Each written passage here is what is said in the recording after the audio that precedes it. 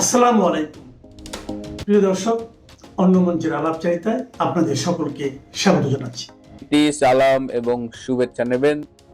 তুরাগ হত্যাকাণ্ড নিয়ে সরকার যে বেশ বিপাকে পড়েছে এটা কিন্তু এখন স্পষ্ট হয়ে উঠছে দিন দিন। একবার সরকার বলছে যে পিকনিক করতে গিয়ে নদীতে পড়ে মারা গেছে, আরেকবার তাদের চামচার চেলারা বলতেছে যে তুরাগে আসলে কেউ মারা যায়নি, সবই আর্টিফিশিয়াল ইন্টেলিজেন্স দিয়ে বানানো ছবি। আসুন বাংলাদেশের একাধিক গোয়েন্দা সংস্থা এ ব্যাপারে কি বলে। তুরাগ কিলিং বা তুরাগে যে হত্যাকাণ্ড, গত 22শে জুন আওয়ামী লীগের প্রতিষ্ঠা বার্ষিকী উপলক্ষে আওয়ামী লীগ এবং ছাত্রলীগের কয়েকজন একটি মিছিল বের করেছিল।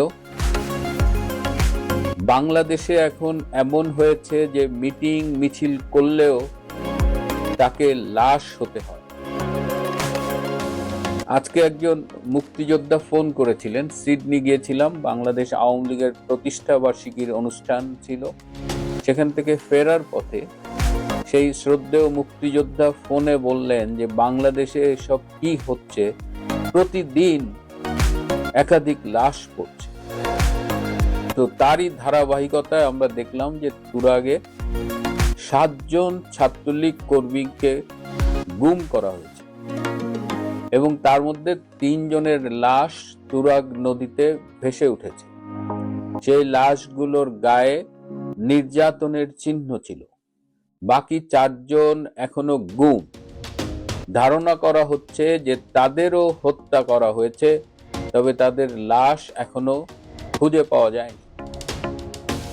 এবং এই যে 7 জনকে গুম করা হলো, তাদের নির্যাতন করে 3 জনের লাশ পাওয়া গেছে, হত্যা করা হয়েছে এবং বাকি 4 জনকেও সম্ভবত হত্যা করা হয়েছে। কারা এদের হত্যা করেছে? যারা এদের হত্যা করেছে তারা যখন হত্যা করতে যায়, এই আওয়ামী লীগ ছাত্রলীগের মিছিলে আক্রমণ করতে যায়, সেই সময়ের ভিডিও কিন্তু আমাদের কাছে আছে। হাতে লাঠি, সোঁটা এবং দেশীয় অস্ত্রে সজ্জিত হয়ে তারা এই মিছিলে আক্রমণ করে। ইউটিউবের সীমাবদ্ধতার কারণে আমি আপনাদের ওই ফুটেজটা দেখাতে পারছি না। তারপরে যা হলো, এই যে 3টে লাশ ভেসে উঠেছে, যাকে প্রতীকী অর্থে বলা হচ্ছে যে রক্তাক্ত তুরাগ বা তুরাগ নদীর জল রক্তে ভরে গেছে, সেইখানে সরকার ব্যাপক বিপাকে পড়েছে। সরকার নানানভাবে এই ঘটনা চাপা দেওয়ার চেষ্টা করছে। তারা সেনাবাহিনী এবং ডিজিএফআই এর কাছে সাহায্য চেয়েছে যাতে এই ঘটনা নিয়ন্ত্রণ করা যায়। এদিকে যাদের লাশ পাওয়া গেছে, নিহতদের পরিবারের উপরে চাপ সৃষ্টি করা হচ্ছে এবং তাদের দিয়ে বলানোর চেষ্টা করা হচ্ছে যে যারা এদের মিছিলে ডেকেছিল তারাই নাকি এই হত্যাকাণ্ডের জন্য দায়ী। তাদের নানা রকম ভয়ভীতি দেখানো হচ্ছে, প্রলোভন দেখানো হচ্ছে এবং তাদের অনেক টাকা দেওয়া হবে এটাও বলা হচ্ছে। এবং আজকে বাংলাদেশের রবিবার সকালে তাদের দিয়ে একটি সংবাদ সম্মেলন করবার কথা ছিল, যেখানে তার আত্মীয় স্বজনরা বলবে যে এটি এর সাথে বিএনপি বা সরকার জড়িত না, এরা যে কোনো একটা গল্প তাদের শেখানো হবে এবং সেই গল্প বলবে। কিন্তু শেষ মুহূর্তে সেই সংবাদ সম্মেলনটি স্থগিত হয়ে যায়। এই ঘটনায়, এই তুরাগের ঘটনায় ডিজিএফআই এবং পুলিশের গোয়েন্দা বিভাগ তারা আলাদাভাবে 2টো তদন্ত করেছে। 2টো তদন্তেই প্রমাণ মিলেছে যে এই হত্যাকাণ্ডের সাথে জড়িত স্থানীয় বিএনপি, যুবদল এবং ছাত্র দলের নেতৃবৃন্দ। ডিজিএফআই রিপোর্ট অনুযায়ী 9 জন এই হত্যাকাণ্ডের সাথে জড়িত, পুলিশের রিপোর্ট অনুযায়ী 16 জন এই হত্যাকাণ্ডের সাথে জড়িত। এই সংখ্যার পার্থক্যটুকু ছাড়া তাদের দুটি সংস্থার গোয়েন্দা রিপোর্টের প্রায় মিল আছে, একই রকম। এদিকে এই যাদের বিরুদ্ধে অভিযোগ, হত্যার অভিযোগ, তাদের মধ্যে প্রথম অভিযুক্ত হলেন জনাব আবুল মাতবর, তিনি তুরাগ থানা বিএনপির সাংগঠনিক সম্পাদক। আরেকজন হলেন খোকা ভুইয়া, তিনি সাবেক সাধারণ সম্পাদক তুরাগ থানা বিএনপি। আরো আছে যুব দলের মামুন পারভেজ, ছাত্র দলের জাকির হোসেন অর্ণব, যুব দলের মামুন পারভেজ তন্ময়, এরকম বেশ কিছু নাম। এটা পুলিশের গোয়েন্দা রিপোর্টেও আসছে, ডিজিএফআই এর গোয়েন্দা রিপোর্টেও আসছে, এবং পুলিশ ডিজিএফআইও কিন্তু এই ঘটনাটাকে ভিন্ন খাতে প্রবাহিত করবার জন্য অনেক চেষ্টা করছে। বাংলাদেশের মিডিয়াকে স্ট্রিক্টলি বলে দেওয়া হয়েছে যে এই বিষয়ে প্রকৃত সত্য তুলে ধরা যাবে না। তারপরেও দুই একটি মিডিয়া কিন্তু এই নিয়ে নিউজ করেছে, বাকি মিডিয়া মুখে তালা লাগিয়েছে, এবং সেটা বিএনপি সরকার। কিন্তু বিএনপি সরকার এটা থেকে কিন্তু পার পাচ্ছে না, কারণ দেশের বাইরে সামাজিক যোগাযোগ মাধ্যমে তো আছেই, দেশের বাইরে অস্ট্রেলিয়া, ইউকে এবং ফ্রান্স ভিত্তিক 3টি মানবাধিকার সংগঠন এই ইস্যুটা নিয়ে কাজ করছে, এবং তারা এই বিষয়ে আন্তর্জাতিক বিভিন্ন মানবাধিকার সংস্থায় চিঠি লিখেছে। সুতরাং এই ব্যাপারটা যে ঢাকায় বসে ধামাচাপা দেওয়া যাবে, সেটি সরকারের জন্য কঠিন হয়ে যাচ্ছে। সরকার নানান গল্প ফাঁদার চেষ্টা করছে, যেটা দুই একটা পত্রিকা এসেছিল যে তারা পিকনিকে গিয়েছিল। এখানে আওয়ামী লীগের প্রতিষ্ঠা বার্ষিকীর কোনো বিষয় নেই, পিকনিকে যাওয়ার পথে বা আসার পথে একটা দুর্ঘটনা হয়েছে, তাতে তারা নদীতে পড়ে মারা গেছে।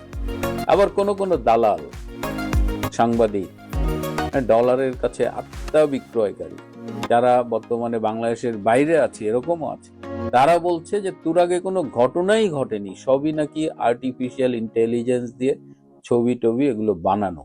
মানে মানুষ কতখানি নিষ্ঠুর এবং ডলারের কাছে নত হতে পারে যে তারা জলজ্যান্ত 3টি লাশ পাওয়ার পরেও, এবং আরো 4 জন এখন পর্যন্ত গুম, তারপরেও বলছে যে এই ঘটনা সত্যি না, এটা আর্টিফিশিয়াল ইন্টেলিজেন্স বা এআই দ্বারা তৈরি করা আওয়ামী লীগের সাজানো ঘটনা।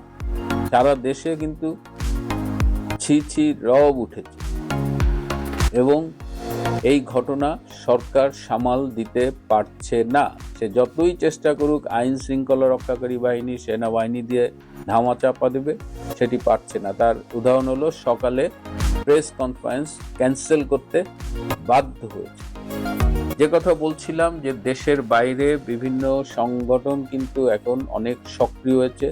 বাংলাদেশে ইউনূস এবং পরবর্তীতে তারেকের যে দুঃশাসন চলছে, এবং এই লক্ষ্যে এই আলোচনার জন্য আগামী 30শে জুন বেলজিয়ামের ব্রাসেলস শহরে স্থানীয় সময় সন্ধ্যা 6:30 থেকে সন্ধ্যা 8টা পর্যন্ত একটি সেমিনার অনুষ্ঠিত হবে। হ্যান্ড ইন হ্যান্ড ফাউন্ডেশন এই সেমিনারটির আয়োজন করবে। সেমিনারটির টাইটেল হলো Democratic transitions, human rights and geopolitical dynamics in south Asia, challenges and future perspectives.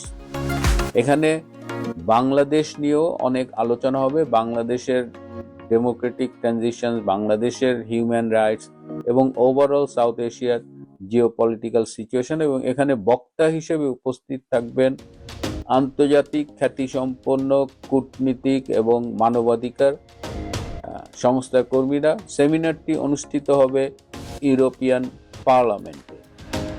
যারা ব্রাসেলস কিংবা আশেপাশের শহরে থাকেন তারা এই সেমিনারটিতে যোগ দিতে পারেন।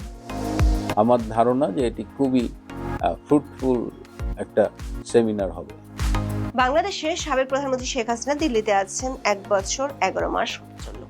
এরই মধ্যে তিনি একাধিকবার সাক্ষাৎকারে বলেছিলেন তিনি শিগগিরই বাংলাদেশে ফিরবেন। কখনো কখনো বলেছেন মাথা উঁচু করে ফিরবেন, কিন্তু প্রায় 2 বছর পর তিনি প্রথমবারের মতো নিজেই নিজের দেশে ফেরার সময়সীমা উল্লেখ করেছেন। ভারতীয় সংবাদ মাধ্যম এনডিটিভিকে দেয়া একটি ইমেল সাক্ষাৎকারে তিনি প্রথমবারের মতো বলেছেন চলতি বছর মানে 2026 সালের মধ্যেই তিনি বাংলাদেশে ফিরবেন। এনডিটিভি বলছে, ফাঁসির রায় আর দলের কার্যক্রমের উপর নিষেধাজ্ঞা থাকা সত্ত্বেও শেখ হাসিনা মার্কিন জেনারেল ডগলাস ম্যাকআর্থারের মতোই অবিচল। দর্শক, শেখ হাসিনা যখনই দেশে ফেরার কথা বলেছেন তখন রাজনৈতিক মহলে প্রশ্ন উঠেছে মৃত্যুদণ্ড সহ তার বিরুদ্ধে শয়ে শয়ে মামলা থাকা, বাংলাদেশ সরকার নির্বাহী আদেশে দলের কার্যক্রম নিষিদ্ধ থাকা, এসবের মধ্যে কিভাবে সম্ভব তার দেশে ফেরা, বিশেষ করে যদি বর্তমান ক্ষমতাসীন বিএনপি সরকার না চায়। এমন পরিস্থিতিতে শেখ হাসিনা যেভাবে টাইম ফ্রেম ঘোষণা করলেন তার আগে রাজনৈতিক পরিসরে গুঞ্জন চলছিল, তাহলে কি তলে তলে কোনো গোপন সমঝোতা হয়েছে? সেটিও এনডিটিভিকে দেয়া সাক্ষাৎকারে বাংলাদেশের সাবেক প্রধানমন্ত্রী একেবারেই উড়িয়ে দিয়েছেন। আবার দিল্লির ভাষ্য অনুযায়ী তিনি যেহেতু ভারত সরকার অতিথি হিসেবে দেশটিতে আছেন, তাই এ বিষয়ে বাংলাদেশ ও ভারতের মধ্যকার আলোচনা না হলে কি তিনি দেশে ফিরতে পারবেন, এমন আলোচনাও আছে। প্রশ্ন হচ্ছে, এমন পরিস্থিতিতে ঠিক কিভাবে এবং কোন প্রক্রিয়ায় আওয়ামী লীগ সভানেত্রী এই বছরের মধ্যে দেশে ফেরার স্পষ্ট ঘোষণা দিলেন? বাংলাদেশের বিরোধী পক্ষ প্রায় দাবি করে দেশটির সাবেক প্রধানমন্ত্রী শেখ হাসিনা ও তার দল আওয়ামী লীগের রাজনীতি শেষ হয়ে গেছে। এর শুরুটা করেছিলেন বিগত অন্তর্বর্তী সরকারের প্রধান উপদেষ্টা মোহাম্মদ ইউনূস। তবে শেষ পর্যন্ত শেখ হাসিনা ও আওয়ামী লীগকে নির্বাচন থেকে দূরে রাখতে নির্বাহী আদেশে দলটির কার্যক্রম নিষিদ্ধ করতে হয়েছিল। একদিকে কার্যক্রমের উপর নিষেধাজ্ঞা, অন্যদিকে দলটির দেশে থাকা নেতা কর্মীদের উপর দমন পীড়নের মধ্যেও দলটির নেতারা প্রায় মিছিল পোস্টারিং করে যাচ্ছে। সবশেষ দলটির গত 23শে জুন প্রতিষ্ঠা বার্ষিকীর কর্মসূচি ঠেকাতে বর্তমান বিএনপি সরকারকে ব্যারাকে ফেরত পাঠানো সেনাবাহিনীকে আবারও মাঠে আনতে হয়েছে। রাজনৈতিক মহলে অনেকের মত হলো আওয়ামী লীগের ফেরার চেয়ে শেখ হাসিনা ফেরা অনেক বেশি কঠিন, কারণ তার বিরুদ্ধে ইতিমধ্যে বাংলাদেশের আন্তর্জাতিক অপরাধ ট্রাইব্যুনালে ফাঁসির রায় হয়েছে। মোটা দাগে 600-র বেশি মামলা তার বিরুদ্ধে দায়ের হয়েছে। তা সত্ত্বেও গত মে মাসের মাঝামাঝি সময় থেকে আওয়ামী লীগ সভানেত্রী শেখ হাসিনার দেশে ফেরার আলোচনাটা গণমাধ্যম থেকে শুরু করে সামাজিক মাধ্যমে বেশ সরব হয়ে ওঠে। গত 19শে মে 3টি ভারতীয় সংবাদ মাধ্যমে শেখ হাসিনার ইমেল সাক্ষাৎকার ছাপা হয়। ওই সাক্ষাৎকারগুলোতে দাবি করেছিলেন তিনি এবং তার দল আওয়ামী লীগ আরো সংগঠিত হয়ে শক্তিশালী হয়ে যে ফিরবে তার জন্য নীরবে প্রস্তুতি চলছে। তবে কবে নাগাদ ফিরবেন কিংবা কতদিনের মধ্যে দেশে যাবেন সে বিষয়ে বিস্তারিত কিছু বলেননি, বরং এরপর দ্য ওয়ালকে দেয়া এক সাক্ষাৎকারে বলেছিলেন সময় বা দিনক্ষণ কোনো বিষয় নাই। এমনকি আওয়ামী লীগ ও অঙ্গ সংগঠনের যেসব নেতা এতদিন তার সাথে দেখা করতে দিল্লিতে গিয়েছেন তাদেরকেও তিনি মৌখিকভাবে বলেছিলেন তিনি দেশে ফিরবেন এবং সেটা শিগগিরই ফিরবেন। এই প্রথমবারের মতো শেখ হাসিনাকে নিয়ে সংবাদ মাধ্যমের শিরোনাম হলো তিনি বলছেন এই বছরই দেশে ফিরবেন। 28শে জুন ভারতীয় সংবাদ মাধ্যম এনডিটিভিতে তার একটি ইমেল সাক্ষাৎকার প্রকাশিত হয়, যার শিরোনাম হলো I will return to my country this year, Sheikh Hasina exclusive. এর অর্থ দাঁড়াচ্ছে তিনি এ বছরের মধ্যে দেশে ফেরার কথা বলেছেন। ভারতীয় সংবাদ মাধ্যম দ্য হিন্দুস্তান টাইমস এনডিটিভির এই সাক্ষাৎকারের বরাত দিয়ে বলেছে প্রায় 2 বছর পর বাংলাদেশের সাবেক প্রধানমন্ত্রী শেখ হাসিনা দেশে ফেরার জন্য অবাধ্য সুরে বলেন তিনি এ বছর ফিরে যাবেন। আর দ্য উইকের খবরে বলা হয়েছে শেখ হাসিনা এই বছরের মধ্যে দেশে ফেরার পরিকল্পনা করেছেন। রাজনৈতিক বিশ্লেষকরা মনে করেন গত মাস থেকে বাংলাদেশের শেখ হাসিনার দেশে ফেরার যে আলোচনা শুরু হয়েছিল তাতে এনডিটিভির এই সাক্ষাৎকারে এবং সেখানে একেবারে টাইম ফ্রেম ঘোষণা করার বিষয়টি নতুন মাত্রা যোগ করবে। কারণ 24শে আগস্টে বাংলাদেশের রাজনৈতিক পট পরিবর্তনের পর শেখ হাসিনা এবং তার দল আওয়ামী লীগের জন্য যে ভয়াবহ পরিবেশ তৈরি হয়েছে সেটি অতীতের যে কোনো সময়ের চেয়ে ভয়ঙ্কর। এনডিটিভি বলছে মৃত্যুদণ্ডের মুখোমুখি হওয়া এবং বাংলাদেশে তার আওয়ামী লীগের কার্যক্রম নিষিদ্ধ করা সব মিলিয়ে বাংলাদেশের সাবেক প্রধানমন্ত্রীর জন্য পরিস্থিতি এর চেয়ে আর খারাপ হতে পারে না। রিপোর্টটিতে বলা হয়েছে এমন ভয়াবহ পরিস্থিতি সত্ত্বেও তিনি অবিচল আছেন, ঠিক আমেরিকান জেনারেল ডগলাস ম্যাকআর্থারের মতো। প্রশ্ন হলো, এনডিটিভি কেন শেখ হাসিনার পরিস্থিতি ও তার বক্তব্যকে মার্কিন জেনারেলের সাথে তুলনা করছে? জেনারেল ডগলাস ম্যাকআর্থার ছিলেন দ্বিতীয় বিশ্বযুদ্ধের অন্যতম প্রভাবশালী ও কিংবদন্তিতুল্য মার্কিন সেনাপতি। দ্বিতীয় বিশ্বযুদ্ধের সময় 1942 সালে জাপানি বাহিনীর তীব্র আক্রমণের মুখে ম্যাকআর্থার ফিলিপাইন থেকে পিছু হটতে বাধ্য হন। কিন্তু রণে ভঙ্গ দেওয়ার সময় তিনি বিশ্বখ্যাত একটি উক্তি করেছিলেন, বলেছিলেন, আই শ্যাল রিটার্ন, মানে আমি ফিরে আসবই। ম্যাকআর্থার তার কথা রেখেছিলেন। দীর্ঘ 2 বছর পর 1944 সালে সমস্ত বাধা বিপত্তি পেরিয়ে তিনি বিশাল সৈন্যদল নিয়ে ফিলিপাইনে ফিরে আসেন এবং ফিলিপাইনকে জাপানিদের হাত থেকে মুক্ত করেন। চরম পরাজয়ের মুহূর্তেও ম্যাকআর্থারের এই ফিরে আসা এবং জয়ের প্রতি যে অবিচল আত্মবিশ্বাস ছিল, সেটি থেকে বলা হয় ডগলাস ম্যাকআর্থারের মতো অবিচল। এতদিন শেখ হাসিনা যেভাবে বলেছিলেন মাথা উঁচু করে ফিরবেন, শিগগিরই দেশে ফিরবেন, এনডিটিভি বলছে শেখ হাসিনা এই বছরের মধ্যে ভারত থেকে বাংলাদেশে যাওয়ার কথা বলেছেন ইমেল সাক্ষাৎকারে। এনডিটিভির পক্ষ থেকে শেখ হাসিনার কাছে প্রথম প্রশ্ন ছিল, আপনার বিরুদ্ধে মৃত্যুদণ্ডের রায় আছে, এমন প্রেক্ষাপটে আপনার দেশে ফেরার এই ঘোষণা কতটা বাস্তবসম্মত? উত্তরে বাংলাদেশের সাবেক প্রধানমন্ত্রী বলেছেন, দেশে ফেরা তার ব্যক্তিগত উচ্চ আকাঙ্ক্ষার বিষয় নয়, বরং বাংলাদেশের মানুষের রাজনৈতিক অধিকার, গণতন্ত্র, আইনের শাসন ও মুক্তিযুদ্ধের চেতনা পুনঃপ্রতিষ্ঠার সঙ্গে জড়িত। শেখ হাসিনা দাবি করেন তার বিরুদ্ধে দেওয়ার রায় বিচার নয়, বরং রাজনৈতিক উদ্দেশ্য প্রণীত একটি প্রক্রিয়ার অংশ। তিনি বলেন, বিচার ব্যবস্থাকে রাজনৈতিক প্রতিশোধের হাতিয়ার হিসেবে ব্যবহার করা হচ্ছে। আওয়ামী লীগকে নেতৃত্ব শূন্য করার চেষ্টা চলছে। আওয়ামী লীগকে নেতৃত্বহীন করার জন্য বিচার বিভাগকে রাজনৈতিক প্রতিহিংসার হাতিয়ারে পরিণত করা হয়েছে। এর আগেও এ ধরনের চেষ্টা করা হয়েছে, তারা তখন ব্যর্থ হয়েছে এবং তারা আবার ব্যর্থ হবে বলে মনে করেন শেখ হাসিনা। তিনি এ প্রসঙ্গে 15 ও 21 আগস্টের কথা তুলে ধরেন। এনডিটিভি প্রশ্ন রেখেছিল, মৃত্যুদণ্ডের রায়ের পাশাপাশি বাংলাদেশ সরকার নির্বাহী আদেশে আওয়ামী লীগের কার্যক্রম নিষিদ্ধ করে রেখেছে, যদিও দলটি গত কয়েক মাস ধরে জোরে সোরে মিছিল করে যাচ্ছে।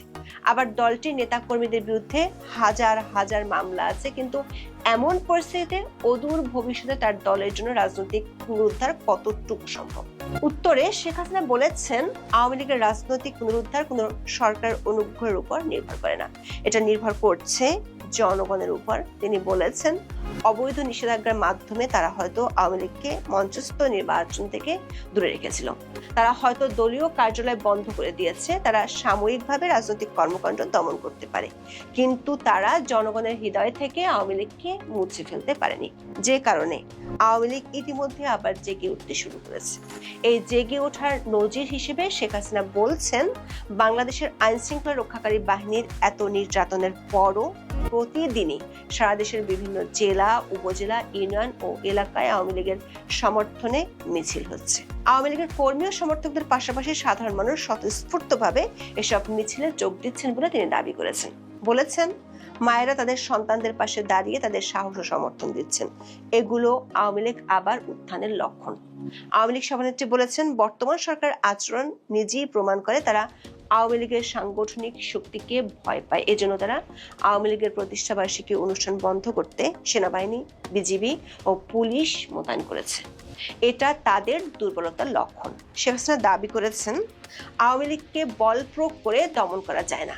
যে দল জনগণের জাগরণ সৃষ্টি করতে পারে তাকে ভয় ও ভীতি প্রদর্শন করে থামানো যায় না। শেখ হাসিনা বলেছেন, বাংলাদেশের সুষ্ঠু গণতান্ত্রিক পরিবেশ ও স্থিতিশীলতা নিশ্চিত করতে হলে আওয়ামী লীগের উপর থেকে অবৈধ নিষেধাজ্ঞা প্রত্যাহার করতে হবে, মিথ্যা মামলা প্রত্যাহার করতে হবে, রাজনৈতিক বন্দীদের মুক্তি দিতে হবে, শান্তিপূর্ণ রাজনৈতিক কর্মকাণ্ডের অনুমতি দিতে হবে। কিন্তু এখন যারা ক্ষমতায় আছেন তারা যদি এই ন্যূনতম গণতান্ত্রিক পথেও বাধা দিয়ে থাকেন, তাহলে জনগণের মধ্যে জমে থাকা ক্ষোভ, বেদনা ও গণতান্ত্রিক আকাঙ্ক্ষা আওয়ামী লীগের জন্য নতুন পথ তৈরি করবে। দর্শক, শেখ হাসিনা ও আওয়ামী লীগের ফিরে আসার আলোচনার মধ্যে একটি গুঞ্জন আছে। সেটি হলো, যে পরিস্থিতি এখন শেখ হাসিনা ও আওয়ামী লীগের জন্য বিরাজ করছে তাতে বর্তমান সরকারি দলের সাথে গোপন কোনো সমঝোতা ছাড়া তাদের ফিরে আসা কঠিন। এনডিটিভি সেই গুঞ্জনের কথা তুলে ধরে শেখ হাসিনার কাছে প্রশ্ন রেখেছে, আওয়ামী লীগের উপর থেকে নিষেধাজ্ঞা তুলে নেওয়া এবং সুষ্ঠু বিচার নিশ্চিত করার বিষয়ে বিএনপির নেতৃত্ব ও আপনার মধ্যে ব্যাক চ্যানেল আলোচনার খবর পাওয়া গেছে। এসব দাবির কি কোনো সত্যতা আছে? এই দাবিকে উড়িয়ে দিয়ে শেখ হাসিনা বলেছেন, গোপন সমঝোতার প্রশ্নই আসে না। বিএনপি নেতৃত্বের সঙ্গে আওয়ামী লীগের নিষেধাজ্ঞা প্রত্যাহার নিয়ে গোপন যোগাযোগের গুঞ্জন প্রসঙ্গে শেখ হাসিনা বলেন, এটি জনগণকে বিভ্রান্ত করার জন্য ছড়ানো প্রচারণা। তার ভাষায়, আওয়ামী লীগের উপর থেকে নিষেধাজ্ঞা প্রত্যাহার করা কোনো অনুগ্রহ নয়, যে কোনো গণতান্ত্রিক রাষ্ট্রে এটা ন্যূনতম প্রয়োজনীয়তা। ন্যায় বিচারও দাতব্য নয়, এটা মৌলিক অধিকার। যদি কোনো নাগরিক, রাজনৈতিক নেতা বা রাজনৈতিক দলের বিরুদ্ধে মামলা হয় তাহলে তা অবশ্যই স্বাধীন, নিরপেক্ষ ও বৈধ বিচারিক প্রক্রিয়ার মাধ্যমে এগিয়ে যেতে হবে। রাজনৈতিক নির্দেশিত ট্রাইব্যুনাল, বানোয়াট মামলা, ভয়ভীতি প্রদর্শনের মাধ্যমে জোরপূর্বক সাক্ষ্য বা বিচার বিভাগের উপর চাপের মাধ্যমে ন্যায় বিচার পাওয়া যায় না। তিনি দাবি করেন, আওয়ামী লীগের প্রত্যাবর্তন অন্য কোনো দলের দুর্বলতার উপর নির্ভর করে না, জনগণের সমর্থনে দলটির মূল শক্তি। শেখ হাসিনার অভিযোগ, বাংলাদেশ বিরোধী শক্তি ষড়যন্ত্রের মাধ্যমে জনগণের একটি অংশকে বিভ্রান্ত করে আওয়ামী লীগকে ক্ষমতা থেকে সরিয়েছে, কিন্তু তারা মানুষের হৃদয় থেকে আওয়ামী লীগকে মুছে ফেলতে পারেনি। এনডিটিভির এই ইমেল সাক্ষাৎকারের মধ্য দিয়ে শেখ হাসিনা একটি টাইম ফ্রেমের কথা জানিয়ে দিয়েছেন, যে সময়টির মধ্যে তিনি বাংলাদেশে ফিরবেন। এর আগে ভারতের পররাষ্ট্রমন্ত্রী ডক্টর জয়শঙ্কর এক সাক্ষাৎকারে বলেছিলেন, শেখ হাসিনা তার ইচ্ছেতেই ভারতে গিয়েছিলেন এবং বাংলাদেশে ফেরাটা একান্তই তার নিজের সিদ্ধান্ত। তবে সেক্ষেত্রে ভারতের কাছে শেখ হাসিনার নিরাপত্তার বিষয়টি খুবই গুরুত্বপূর্ণ। প্রশ্ন হলো, শেখ হাসিনার এই বছরের মধ্যে ফেরার ঘোষণাটা তাহলে বাংলাদেশ ও ভারত সরকার কিভাবে দেখবে? এর আগে 1/11-এর সময় শেখ হাসিনাকে দেশে ফিরতে বাধা দেওয়া হয়েছিল। ওই সময় তিনি ঘোষণা দিয়ে দেশে ফিরেছিলেন, তবে এবারের পরিস্থিতি একেবারেই ভিন্ন। আবার তাকে ফিরতে হবে মৃত্যুদণ্ড মাথায় নিয়ে। এখন দেখার বিষয়, শেখ হাসিনার এই ঘোষণার পর আগামী 6 মাসের মধ্যে শেখ হাসিনা জেনারেল ডগলাস ম্যাকআর্থারের মতো নতুন কোনো ইতিহাস লিখতে পারেন কিনা। যদি পারেন, সেটি কিভাবে লিখবেন সেটিও বড় আলোচনার বিষয় হয়ে দাঁড়াবে। এখন এ পর্যন্ত, সবাই ভালো থাকুন।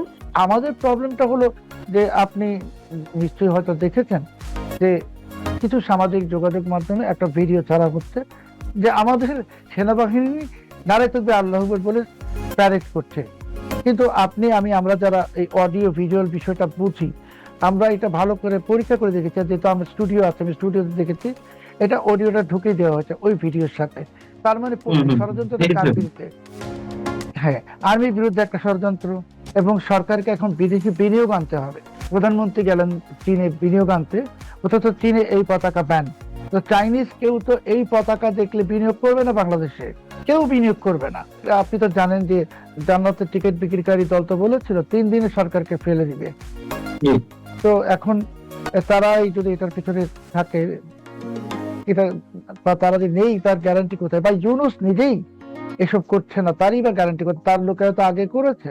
কাজে তারা বাংলাদেশে অস্থিতিশীল সৃষ্টি করে এটা আবার ওই ইউনূসের মতো একটা জঙ্গি শাসন চাপানোর চেষ্টা করছে। আমরা দেখেছি ডক্টর ইউনূস ক্ষমতা আসার পরপরই অথবা 5 আগস্ট গণ আন্দোলনের পরপরই সারা দেশের কারাগার ভেঙে যেমন জঙ্গিবাদে অভিযুক্ত ব্যক্তিরা বেরিয়ে এলেন, এবং তারপর পরে সারা দেশে আমরা কালেমা যুক্ত কালো পতাকার মিছিল দিকে দিকে করতে দেখলাম। মাঝে কিছুদিন বন্ধ ছিল, আবার হঠাৎ করে সারা দেশ হঠাৎ করে এই ধরনের পতাকায় সয়লাভ হয়ে গেল। কেউ কেউ এটির সঙ্গে আইসিসের পতাকার মিল দেখতে পাই। যদি তাই হয়ে থাকে, কেন এমনটি ঘটছে আপনার কি মনে হয়? এবং এই বিষয়টিতে কোন ধরনের উদ্বেগের কিছু রয়েছে কিনা? অনেক অনেক ধন্যবাদ। দেখুন, ইউনূসের সময়ে যে আপনি বললেন যে সাদা পতাকা এবং কালো পতাকা দুটোই দেখা যাচ্ছিল, কলমা খচিত, এবং তখন কিছু গণমাধ্যমে রিপোর্ট এসেছিল যে এই পতাকা কাণ্ডের পিছনে ইউনূসের একজন উপদেষ্টা এবং একজন সহকারী অর্থায়ন করছেন। তারপর যখন একটা পশ্চিমা বিভিন্ন দূতাবাস থেকে একটা চাপ আসে, তখন সেই পতাকাগুলো উধাও হয়ে যায়। এবার যে পতাকার যে সূত্রপাত, সেটা হলো 13 জুন মুফতি হারুন ইজহার তিনি একটা বয়ান দেন। সেই বয়ানে বলেন যে বাংলাদেশে যে ফুটবল খেলাকে কেন্দ্র করে যে বিদেশি পতাকা উঠছে, উনি বলেন যেটা বিজাতীয় পতাকা, এটা জায়গায় কালেমার পতাকা উড়ায় দাও। তো ওনার এই বিজাতীয় পতাকা মানে ফুটবল ম্যাচ তো বছরের পর বছর ধরে হয়েছে বাংলাদেশে। কালেমার পতাকার কথা বলেছেন নাকি কালেমার পতাকা? কালেমার পতাকা মানে উনি তো, এটা তো ফুটবল ম্যাচ যুগ যুগ ধরে হচ্ছে, বাংলাদেশ থেকে বলে নাই, ফার্স্ট উনি বললেন। তারপরে উনি যখন কালেমার পতাকা উড়িয়ে দাও ঘোষণা দিলেন একটা ভিডিওতে, তো সেটা তো অনেক বেশি লোক দেখেও নাই, কিন্তু দেখা গেল সারা বাংলাদেশে এই পতাকা লাগানোর হিড়িক পড়ে গেছে। কালো পতাকা, সাদা পতাকা, সবুজ পতাকা, এবং রীতিমতো ইন্ডাস্ট্রিয়াল প্রোডাকশন শুরু হয়ে গেছে পতাকা। তো এখন এই কালো, সাদা এবং সবুজ পতাকা, যেটা ওনারা বলছেন কালামার পতাকা, এটা মূলত আল কায়দা, ইসলামিক স্টেট, হামাস এবং বকো হারামের পতাকা।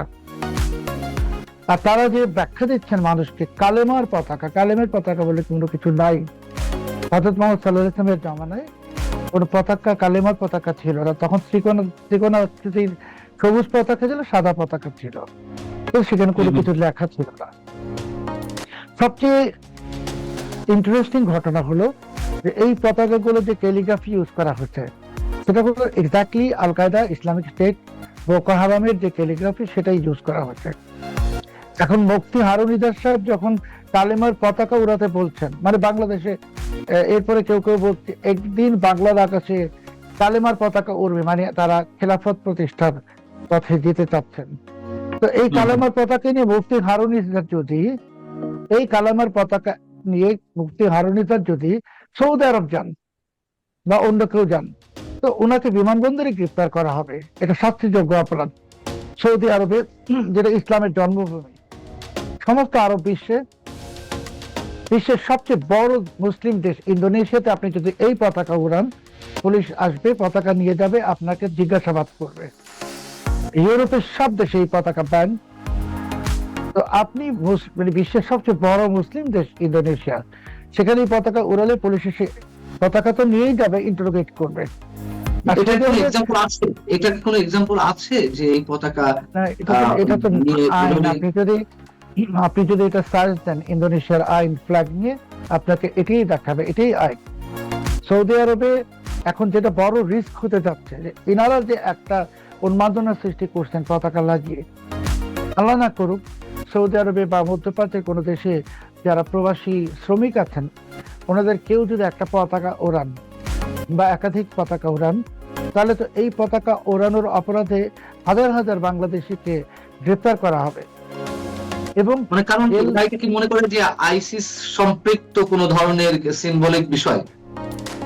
এই পতাকাগুলো যেহেতু জঙ্গি গোষ্ঠীর, এবং সৌদি আরবে তো সবাই জানে যে কলেমার পতাকা বলে কিছু নাই।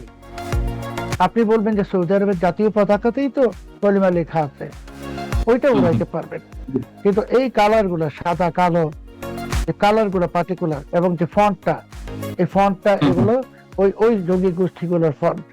এবং আমি তো বললাম যে সৌদি আরবে এই পতাকা সহ যদি বিমানবন্দরে কাউকে পাওয়া যায়, তাকে গ্রেফতার করা হবে এবং জেলে দিয়ে দেওয়া হবে। এটা একদম পার্টিকুলার আইন। ওনারা মানুষকে যে ভুলভাল বোঝাচ্ছেন যে এই ফুটবলের পতাকা উড়ানো যাবে না, বিজাতীয় পতাকা, কালেমার পতাকা উড়াও। আচ্ছা, তারপর কালেমার পতাকা উড়াতে উড়াতে এখন কি হলো? এখন দেখা যাচ্ছে বাংলাদেশের জাতীয় পতাকার বিকৃত সংস্করণ তৈরি হচ্ছে, এখানে মাঝখানে কালেমা বসাই দেওয়া হচ্ছে। তো আপনি তো বাংলাদেশের জাতীয় পতাকা যেটা আমাদের সবুজ লাল, সেটার মধ্যে কালেমা বসালেন, মানে পতাকা অবমাননা হয়ে গেল। তা ওনাদের এজেন্ডাটা তো আমরা বুঝতেছি, ওনাদের এজেন্ডাটা হলো ওনারা আসলে গণতান্ত্রিক সিস্টেমটাকে বানচাল করতে চাচ্ছেন। স্যার, সেকেন্ডলি হলো যে বিএনপি সরকার মাত্র 4 মাস ক্ষমতায়, এখনো সরকার ঠিকমতো সেট হইতে পারেনি, অসংখ্য চ্যালেঞ্জ, এবং সরকারকে এখন বিদেশি বিনিয়োগ আনতে হবে। প্রধানমন্ত্রী গেলেন চীনে বিনিয়োগ আনতে, অথচ চীনে এই পতাকা ব্যান। তো চাইনিজ কেউ তো এই পতাকা দেখলে বিনিয়োগ করবে না বাংলাদেশে, কেউ বিনিয়োগ করবে না। বাংলাদেশের জন্য বিনিয়োগটা না আসে, একদম সহজ কথায় এই পতাকা কাণ্ডের পিছনে হলো সরকারকে বিপদে ফেলার জন্য। তাহলে সরকারকে বিপদে ফেলতে কে চাচ্ছে? তারা চাচ্ছে। এটা হলো বড় প্রশ্ন। তো আপনি তো জানেন যে জান্নাতের টিকিট বিক্রিকারী দল তো বলেছিল 3 দিনে সরকারকে ফেলে দিবে। তো এখন তারাই যদি এটার পিছনে থাকে, এটা বা তারা যদি নেই, তার গ্যারান্টি কোথায়? বা ইউনূস নিজেই এসব করছে না, তারই বা গ্যারান্টি কোথায়? তার লোকেরা তো আগে করেছে।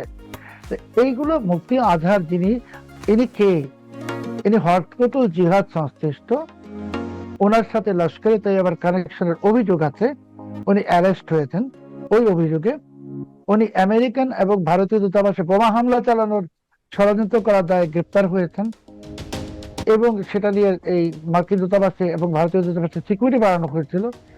তো এমন একজন বিতর্কিত ব্যক্তি বা আলোচিত ব্যক্তি, যার পিছনে আমরা যাকে বলি যে টেররিস্ট ট্র্যাক রেকর্ড আছে, তো উনি কেন এটা বললেন? তারপরে বাকিরা সবাই আপনি যদি দেখেন, উনি শুধু বললেন পতাকা ওরাও, এখন একের পর এক পতাকা বাড়ছে, তারা ক্রমাগত বাড়ছে। এখন বলছে যে একদিন বাংলার আকাশে কালেমার পতাকাই উড়বে। তার মানে এই গণতন্ত্রকে বিনাশ করে দিয়ে খেলাফত রাষ্ট্র প্রতিষ্ঠার প্লট।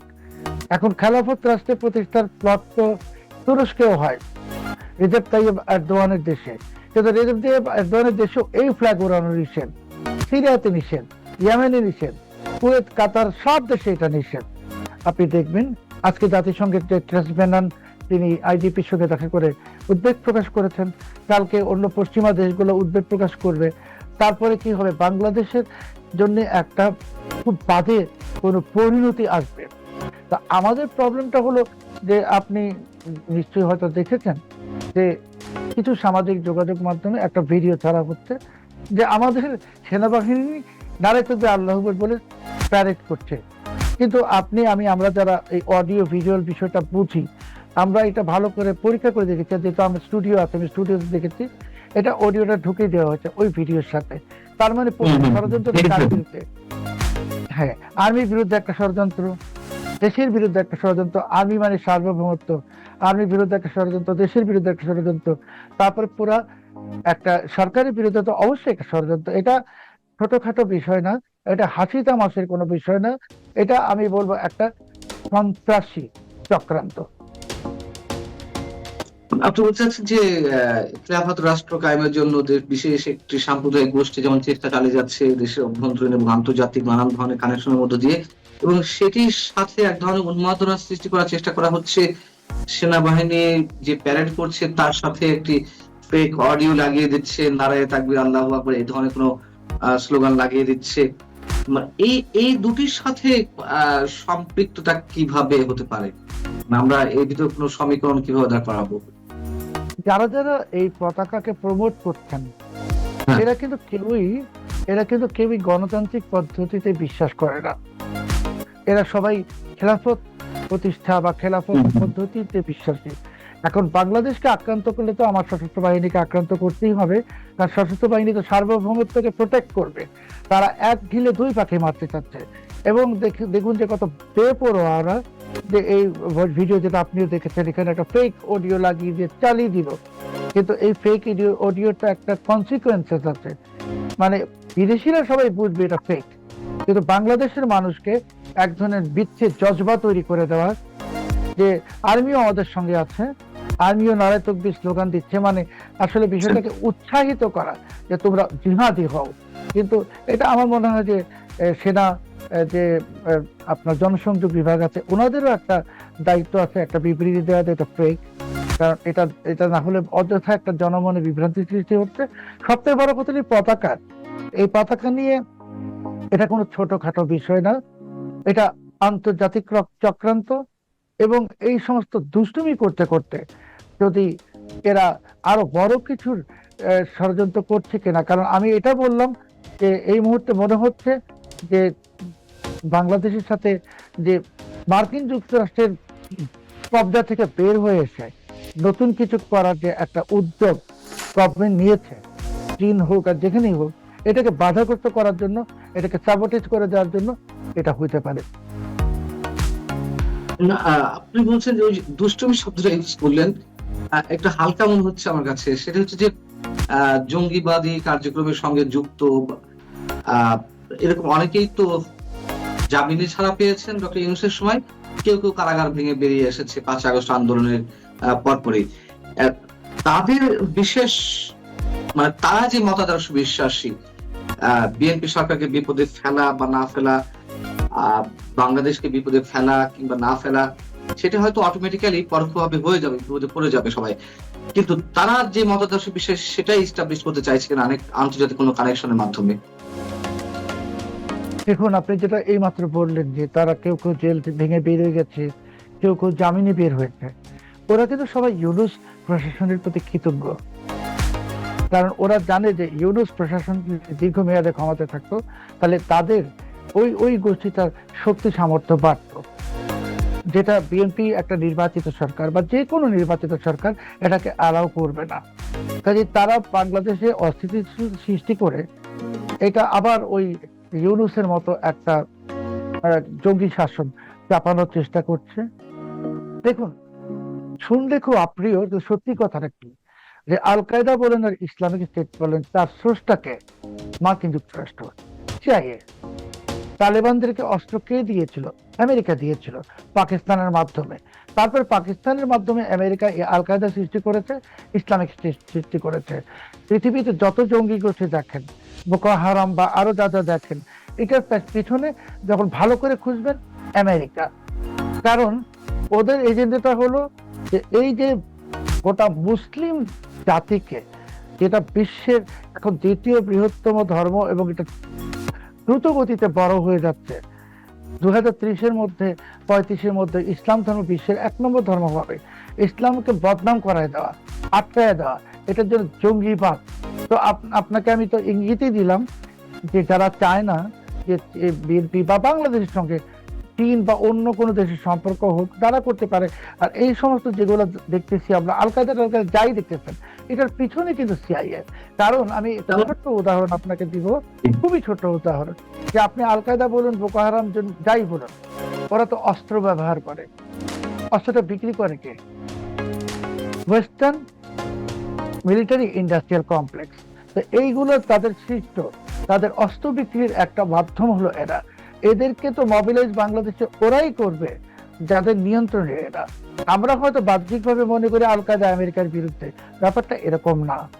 এটা হলো খেলা চলতেছে বাংলাদেশে, খুবই খারাপ একটা খেলা চলতেছে। বাংলাদেশ ভূ রাজনীতির একটা দাবার বোর্ডে পরিণত হয়ে গেছে। এখানে কে কোথায় কে খেলতেছে আমরা জানি না, তবে এই পতাকা কাণ্ড সেই খেলার একটা অংশ। আর দ্বিতীয় কথা হলো যে আপনি বলছেন যে ওই যে আমাদের একজন মহামানব বিডার চেয়ারম্যান আছেন আশিক চৌধুরী, উনি বললেন যে চীনের যে অফিস করলে চীনটা বিনিয়োগ নিয়ে আসবে, 800 একর জমি দিয়ে দিয়েছি। তো আপনি তো এর আগে আরো কত দেশে গেলেন, কত বিনিয়োগ নিয়ে আসলেন, তারপরে দেখলাম সবই মিথ্যা। আবার এর পাশাপাশি বলে বিদেশি বিনিয়োগ না, দেশেই বিনিয়োগ নিব। এই সমস্ত মিসম্যানেজ। আসলে বিএনপি খুব আনডিসাইডেড। বিএনপি বিনিয়োগ চায়না থেকে পেতে হলে আমেরিকা চুক্তি বাতিল করতে হবে, আর আমেরিকার চুক্তি যেন বাতিল না করা যায় সেই জন্য আমেরিকা অনেক রকম খেলা খেলবে। আজকে হয়তো পতাকা কাণ্ড দেখছি, কালকে অন্য কিছু দেখব। কারণ আমেরিকার ফাঁদে আমরা যখন পা দিয়েছি, সেই ফাঁদ থেকে বের হয়ে আসা এত সহজ না। আসসালামু আলাইকুম রহমতুল্লাহি ওয়া বারাকাতুহু। সম্মানিত দর্শক, বাংলাদেশের রাজনীতিতে আওয়ামী লীগের যে অপরিহার্যতা, এটা কোনো অবস্থাতে মাইনাস করা যাচ্ছে না। আর রাজনীতির যে আলোচনা, নেতৃত্বের যে আলোচনা, সেই আলোচনায় শেখ হাসিনাকেও মাইনাস করা যাচ্ছে না। ফলে ঘুরে ফিরে যত রাজনীতির আলোচনায় হচ্ছে, সেই আলোচনাতে আওয়ামী লীগ ভার্সেস বিএনপি আসছে, বিএনপি ভার্সেস আওয়ামী লীগ আসছে, কিন্তু আওয়ামী লীগ ভার্সেস জামাত, জামাত ভার্সেস এনসিপি, এই জিনিসগুলো আসছে না। ফলে কি হলো, বিএনপি, এনসিপি, জামাত, এদের সবাইকে মানুষজন মনে করছে যে এরা হলো মুদ্রার এপিঠ, কিংবা নদীর এক তীর। এক তীরের যেমন বসতি রয়েছে, পাড়া প্রতিবেশী রয়েছে, কিংবা একই পরিবারে ভাই ব্রাদার রয়েছে, যে কোনো কারণে একটু ভিন্ন হয়ে আছে, ঠিক ওই রকম এখন বাংলাদেশে যে সকল রাজনৈতিক দল রয়েছে, মোরালেস তাদের সবার মধ্যে একটা হৃদয় মাছের সম্পর্ক রয়েছে এবং তারা একে অপরের জড়োয়া ভাই। আর সীমান্তের ওপারে বলেন, জেলখানাতে বলেন, পদ্মা নদীর ওপারে বলেন, পর্দার আড়ালে বলেন, যে রাজনৈতিক শক্তিটি, সেই রাজনৈতিক শক্তিটি হলো আওয়ামী লীগ এবং তার সঙ্গে তার সহযোগী সংগঠন এবং একই সঙ্গে তার যে সকল রাজনৈতিক মিত্র ছিল, জাসদ, ওয়ার্কার্স পার্টি, জাতীয় পার্টি, এরপর হেফাজতের একটা বিরাট অংশ, অন্যান্য যে রাজনৈতিক দলগুলো আছে, আওয়ামীপন্থী, আওয়ামী লীগ জমানাতে যারা আমি এবং মামুদের সরকার, যারা গৃহপালিত বিরোধী দল, হোয়াট এভার মেবি, যে কথাই বলেন না কেন, ওটা আর একটা ব্লকের মধ্যে রয়ে গেছে। ফলে কি হলো, যেমন আপনি একটা ঘরের মধ্যে আছেন, চারিদিকে আবদ্ধ, কিন্তু ঘরের অপর প্রান্তে আপনি জানেন যে সাপ আছে, ব্যাঙ আছে, বেজি আছে, বাঘ আছে, ভাল্লুক আছে, ভূত আছে, জিন আছে, প্রেত আছে, কিন্তু আপনি কোনো ব্যারিয়ার তৈরি করতে পারছেন না। ফলে আপনি যেখানেই থাকেন না কেন, প্রতি মুহূর্তে মনে হবে এই এলো বুঝি, এই ধরলি বুঝি, কাজেই সেই আক্রমণ থেকে বাঁচার জন্য আপনি অনেক কিছু করবেন। একইভাবে বাংলাদেশের রাজনীতিতে আওয়ামী লীগের অবর্তমানে, মানে আওয়ামী লীগ থাকলে আওয়ামী লীগ সম্পর্কে যে ভয় থাকতো, ভীতি থাকতো, তার চেয়ে শত শত গুণ বেশি ভয়, আতঙ্ক, অনিশ্চয়তা তৈরি হয়েছে পর্দার আড়ালে থাকা আওয়ামী লীগকে নিয়ে। এর ফলে কি হলো, সকল রাজনীতির আলোচনায় আওয়ামী লীগ কি আছে রাজনীতিতে? একদল বলছে আছে, আরেক দল বলছে নেই। আওয়ামী লীগ কি টিকে থাকবে? একদল বলছে টিকে থাকবে, আর একদল বললো যে টিকে থাকার কি আছে, আওয়ামী লীগ তো আছি, 6 কোটি মানুষ আওয়ামী লীগ করে, এখানে টিকে থাকার কি আছে। আর একদল নানা রকম তথ্য উপাত্ত হাজির করছে, না না না, এটা সম্ভবই নয়। ইতিহাসে যে সমস্ত রাজনৈতিক দল গণ অভ্যুত্থানে পরাজিত হয়েছে, তারা মানবজাতির ইতিহাসে কোনো দিন ফিরে আসেনি। তো এই যে সমস্ত লোকজন ইতিহাসের কথা বলেন, কিছু কিছু হলে ইতিহাসে এটা হয়নি, এটা হয়নি, সারা দুনিয়ার এরকম নজির নাই। তাদেরকে যদি বলা হয় বাংলাদেশের কুড়িগ্রাম জেলার ইতিহাস বলেন, নীলফামারীর ইতিহাস বলেন, তারা বলতে পারবে না, কিন্তু দুনিয়ার ইতিহাস তারা জানেন। তাদেরকে যদি বলা হয় সারা দুনিয়ার ইতিহাস তারা জানে, কিন্তু বাংলাদেশে যদি বলা হয় 1935 সনের ভারত শাসন আইন সম্পর্কে একটু বলেন তো, আপনারা যদি বলেন যে মার্লো মিশন সম্পর্কে কিছু বলেন তো, ক্রিপস মিশন সম্পর্কে কিছু বলেন তো, কিচ্ছু বলতে পারবে না, কিছু বলতেই পারবে না। এক লোক দেখা গেল যে এই আমি মাঝে মধ্যে বিভিন্ন কোরআনের আয়াত বলি, তো সংগতির কারণ হলো কি যে উচ্চারণ, আরবি উচ্চারণ যেটা আছে আমাদের দেশে, যে আরবি উচ্চারণ হয় মেইনলি হলো কয়েকটি আরবি শব্দ আছে, যেমন বাংলাতে আমরা চাঁদ বলি, চাঁদ, বা দীর্ঘই, রস্বরী দীর্ঘরি। তো এই শব্দগুলোর উচ্চারণ করে পরিশুদ্ধ বাংলায় কথা বলে এইরকম লোক আপনি পাবেন না। আচ্ছা, কিন্তু এই বাংলা ব্যাকরণটা যদি আপনি জার্মানির কোনো লোককে বলেন বা আমেরিকার কোনো লোককে বলেন, সে কিন্তু পরিশুদ্ধভাবে, তাকে যদি আপনি একবার শিখিয়ে দেন চাঁদ, সে জানো আজকে আকাশে চাঁদ উঠেছে, চাঁদ উঠেছে, এইভাবে বলে আপনি হাসতে হাসতে মরে যাবেন। কিন্তু আমরা বাঙালিরা কখনোই কিন্তু এই ভাষায় কথা বলি না। এখন সেই যে হযরত শাহজালাল রহমতুল্লাহ আল্লাহের সঙ্গে আমাদের দেশে আরব দেশের লোকেরা এসছে, ওই সময় আমাদের দেশের লোকদেরকে যে শিক্ষা দেওয়া হয়েছে, এইভাবে আইন উচ্চারণ করতে হবে, গাইন উচ্চারণ করতে হবে, আলিফ, ছোট আলিফ, বড় আলিফ, এই জিনিসগুলো করতে হবে, এখানে টান দিতে হবে, ওটাই উস্তাদদের মাধ্যমে বংশ পরম্পরায় সিনা থেকে সিনা চলে আসছে। এবং এই লাইনে যারা শিক্ষা গ্রহণ করছে, তারা এই আরবি শিক্ষাটাকে মনে করে যে আল্লাহ স্বয়ং তাদেরকে শিখিয়েছে, এখানে নির্ভুল, পৃথিবীতে একমাত্র আরবি হলো শ্রেষ্ঠতম ভাষা, আল্লাহর পক্ষ থেকে অন্য কোনো ভাষা নেই, কিয়ামতে আরবি ছাড়া আল্লাহ আরবিতে কথা বলবেন এবং দুনিয়ার সব মানুষ আরবিতে কথা বলবে, এই ধরনের কথাবার্তা সবাই প্রচার করেন। তো তাদের সামনে আপনি যদি কোনো কারণে যেখানে হায়ের উচ্চারণ আলহামদুলিল্লাহ, এই যে হা, এইভাবে যদি নর্মালি বলেন আলহামদুলিল্লাহ, বলা হয় নাই, জান্নাতে যাইতে পারবা না, তুমি একমাত্র হায়ের উচ্চারণ করতে পারো না, আইনের উচ্চারণ করতে পারো না। তো এরকম কয়েকজন লোকজন আসলো, আমি তাদেরকে জিজ্ঞেস করলাম, আচ্ছা বাবা তোমরা তো বলো তো, এই যে তোমরা এইগুলো নিয়ে বাড়াবাড়ি করছো, 1400 বছর আগে মোহাম্মদ রসুল্লাহ সাল্লাল্লাহু আলাইহি সাল্লাম যখন এলেন 570 খ্রিস্টাব্দে আরব দেশে আরবি হরফ বা বর্ণমালা কয়টা ছিল বলো তো? এখন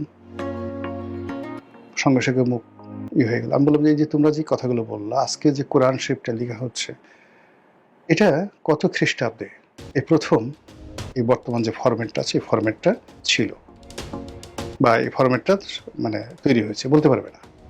এরকম অনেক কিছু আছে আমাদের দেশে, যেমন আওয়ামী লীগ ফিরে আসবে না, ওটা আসবে না, ওটা আসবে না, রাজ্যের দুনিয়ার ইতিহাস সব নিয়ে আসলো।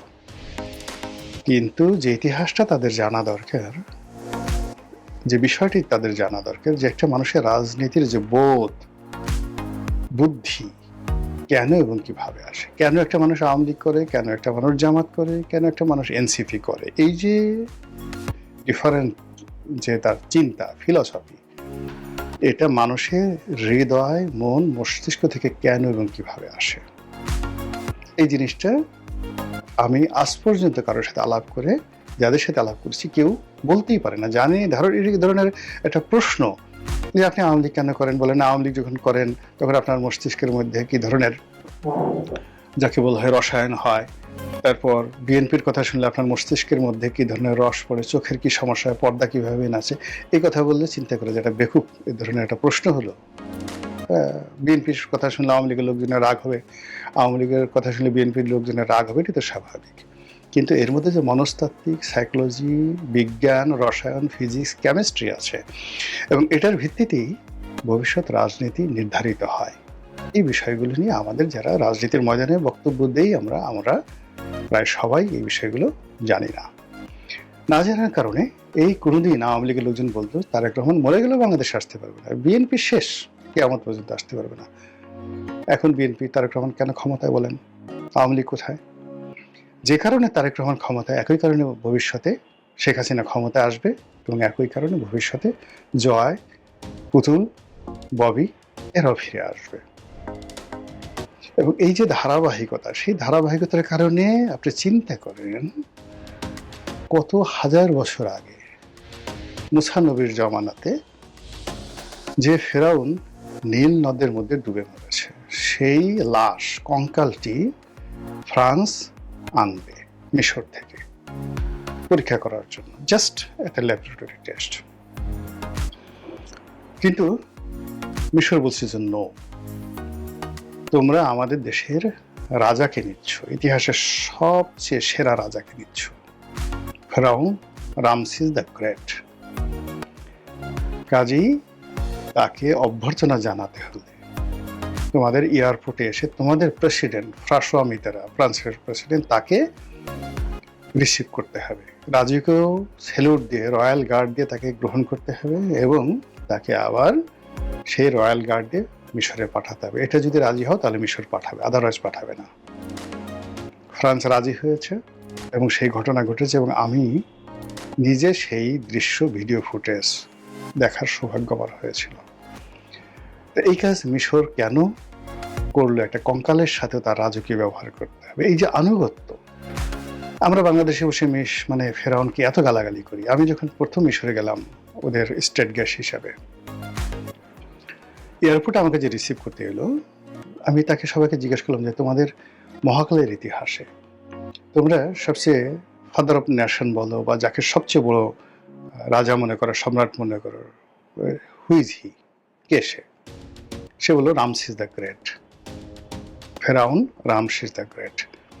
একটু বুঝেন যে আমরা যে গালাগালি করি, ওরা তাকে জাতির পিতা হিসেবে মান্য করে। তো অথচ সেই মিশরে যে তেলাওয়াতের যে প্রথা, আজকে যে আমরা আধুনিক তেলাওয়াত করি, এটা মিশরে শুরু হয়েছিল। সেই তেলাওয়াত, ফেরাউন দেশে সেই তেলাওয়াত নিয়ে আমরা এই দুনিয়াতে কাণ্ড কারখানা করে ফেলি, এখানে হাত কেন বাঁধলাম না, এখানে টান কেন দিলাম না, এখানে গুজু কেন হলাম না। এই হলো আমাদের বাঙালির অবস্থা। এনিওয়ে, যেটা বললাম, রাজনীতিতে আওয়ামী লীগের যে উপস্থিতি, এটি বর্তমান প্রেক্ষাপটে অপরিহার্য। এবং আগামী রাজনীতি যে শেপ, আগামী রাজনীতির যে একটা স্থিতি, আকার এবং আকৃতি, এ পুরোটাই নির্ভর করছে আওয়ামী লীগের উপরে। Today or tomorrow. এই যে পার্লামেন্ট চলছে, পার্লামেন্টের মধ্যে মানে ভিতরে কি হচ্ছে জানি না, বাইরে থেকে সবাই বলছে এটা হলো মানে আমি এবং মামুদের পার্লামেন্ট। এখানে যে বিরোধী দল যারা আছে এরা সব সাজানো গোছানো মেকি, এরা সবাই একই ভাষায় কথা বলে এবং একটা সমঝোতার পার্লামেন্ট। এবং খোদ পার্লামেন্টে যারা সংসদ সদস্য আছেন, সরকারি দলের আছেন, বিরোধী দলের আছেন, তারাও ঠিক একই অভিযোগ করছেন যে এখানে যা কিছু হচ্ছে মেকি, মক পার্লামেন্ট হচ্ছে, একটা সাজানো গোছানো পার্লামেন্ট হচ্ছে। এটা যে কোনো সময় বুমেরাং হতে পারে যে কোনো পক্ষের জন্য।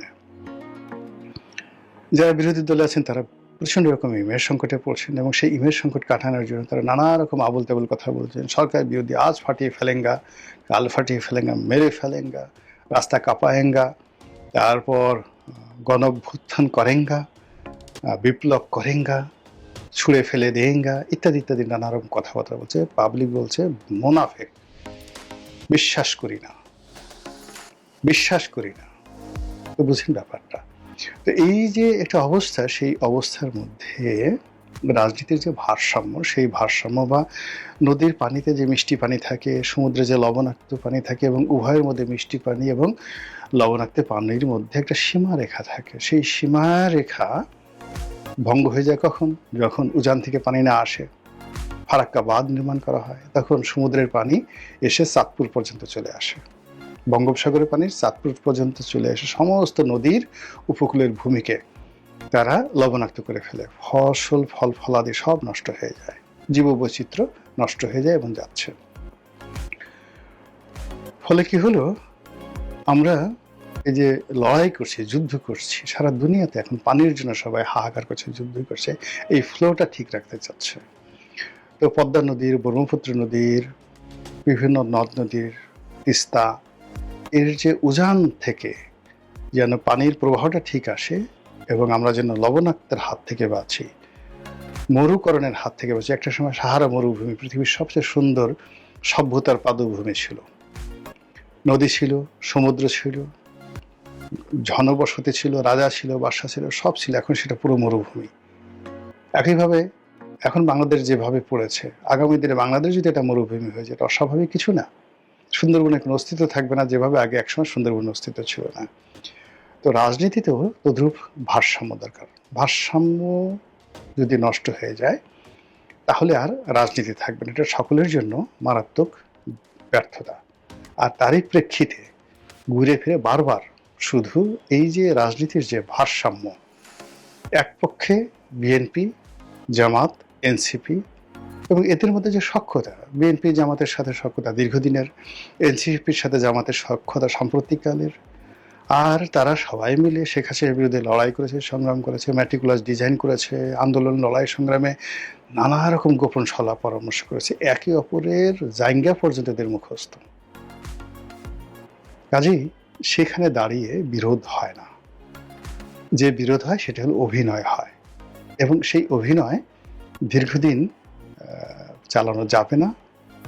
এর ফলে কি হলো, যে শূন্যতা আকাশে বাতাসে, রাজনীতির শূন্যতা, সেই শূন্যতায় প্রতিপক্ষ হিসেবে বারবার শেখ হাসিনার নাম আসছে, বারবার আওয়ামী লীগের নাম আসছে। এখন শেখ হাসিনা বাংলাদেশে আসবে কি আসবে না, বেঁচে থাকবে কি থাকবে না, এটা তো প্রকৃতির উপর নির্ভর করছে, সময়ের উপর নির্ভর করছে। আওয়ামী লীগ টিকে থাকতে পারবে কি পারবে না, আসবে কি আসবে না, এটাও প্রকৃতির উপর নির্ভর করছে, সময়ের উপর নির্ভর করছে।